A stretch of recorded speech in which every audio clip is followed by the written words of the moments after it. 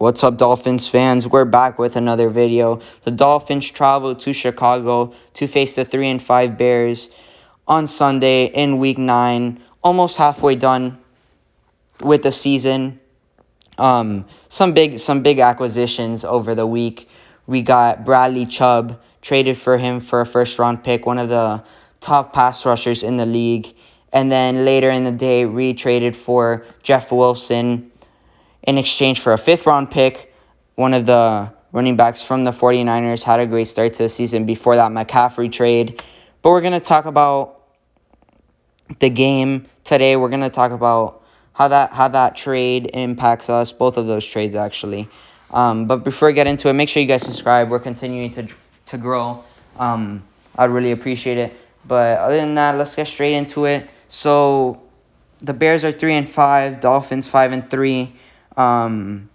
Bears offense has really struggled. They haven't really gotten anything together. They did add Chase Claypool, which should help them, but we also did add Bradley Chubb, which I just think that's gonna be huge. Let's talk about a little bit about Bradley Chubb before we get into the actual game. A lot of people were saying that we overpaid and gave up too much for him because we did just sign him to an extension. I believe it was $110 million for 5 years, making him the sixth highest paid defensive lineman in the league. So we went out all in. Obviously, the front office believes this is our year, but I don't think we gave up too much, because think about it. We gave up our first-round pick, which is the 49ers pick. That's like, I'm sorry, but that pick was not going to be any lower than 25. That 49ers team is beating teams like the Rams without their best wide receiver. So I think that was going to be a very low pick in the first round. So I don't really think that we were going to get maybe a guy like Bijan Robinson, like we had talked about, or a good offensive lineman there, or even a cornerback. So I think it was a great move. Bradley Chubb is ranked 9th in pressures in the league this season. The only thing that's concerning is his health, staying on the field. But when he is on the field, he's a huge difference maker. I think that the Dolphins are gonna try and keep him on the field just like any team would try and keep a star player like that. But I think that maybe they're gonna limit him in practice, not get him as much. Still some reps like they do with Teron Armstead, but to a point where he's not overworking it or anything. But yeah, I don't think we overpaid for him. I think this is great. This just shows that, like I said, the front office believes this is the time for the team to win and win Super Bowls. I think this team is very capable of that. But it also shows the trust they have in Tua. Not like trading that first round pick. That was kind of for maybe a quarterback where you draft one in the first round if Tua doesn't pan out. But he's been playing well, so it shows their trust in him. The only concern besides his health is also, like, when you pay him so much, you're going to have to let guys go. Like, we have him through 2027, but before that time, guys we would have to pay, Jalen Waddle, Javon Holland, Jalen Phillips, Brandon Jones,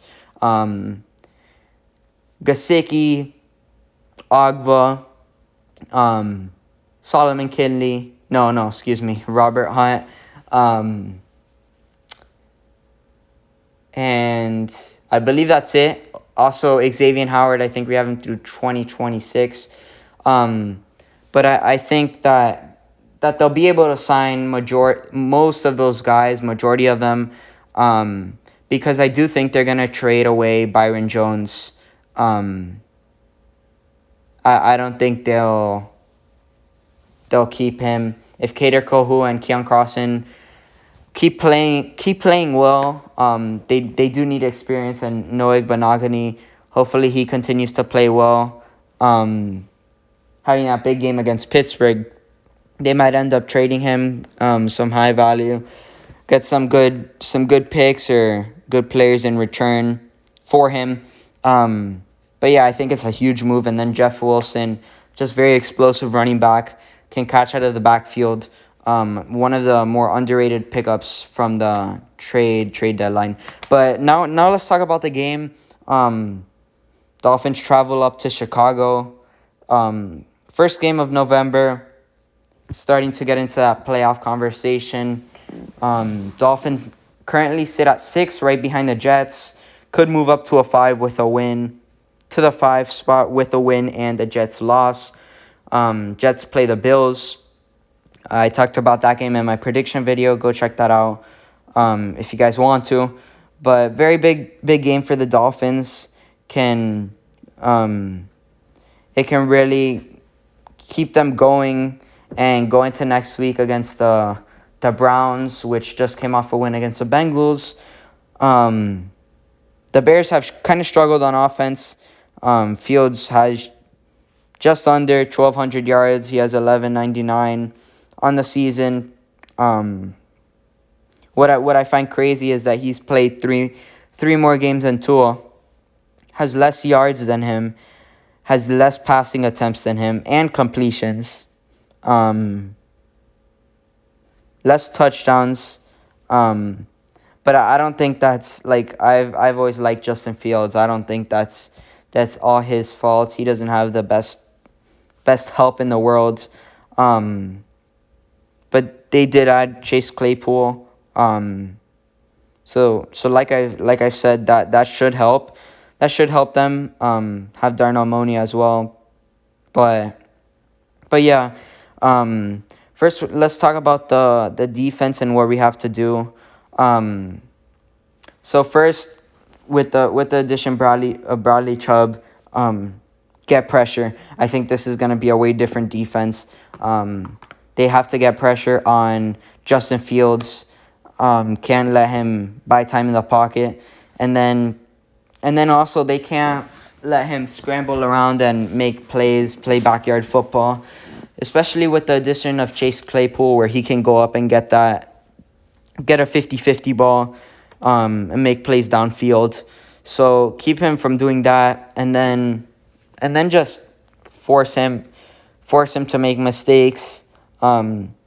A guy where we've seen flashes, but he's also had some mistakes and some really questionable plays. So force him into that. Then on offense, just keep doing what you're doing, Tua. Had a great game last week. Keep doing that. Make smart decisions. The only thing I would like to see more out of Tua is maybe like he had just one throw last week where it was underthrown, but he had a rusher coming from him. Maybe just throw it farther.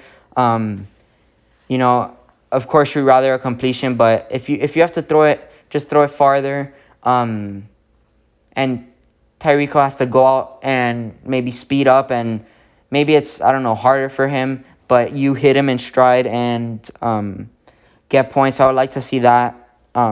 But other than that, just keep playing like you are. Tyreek Hill and Jalen Waddle, I think they'll continue to play well. They'll have a big game against the Bears. And then running game, just get it going again.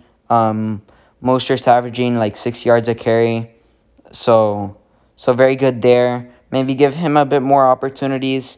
Also with Jeff Wilson. But yeah, that's really what I think. Then from the offense, our keys to winning of the game, we have 3 this game.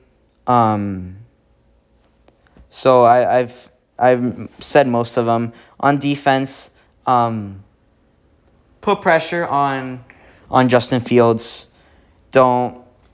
Like I said, don't allow him to scramble all around and make plays for himself. And really just just make plays that weren't there originally. Then number 2 is is for Jalen Phillips and Bradley Chubb to work together to get the quarterback. I know that kind of sounds silly, but I think they're going to complement each other very well. This kind of does fit in with the first key to winning the game, but I think that if you can get to the quarterback, then you and without those two guys, and then you have them working together to just put pressure and get sacks. I think that's what they're gonna do. I think that's a key to the game, not only for this game, but I think for the season. And I think that will happen on Sunday. And then on the offense, with our third key of the game, our last one is for Tua to keep playing like he is. He's been playing great. I think that he's really having a very good season. I think after this game he'll have over 2,000 yards. And with Tyreek Hill,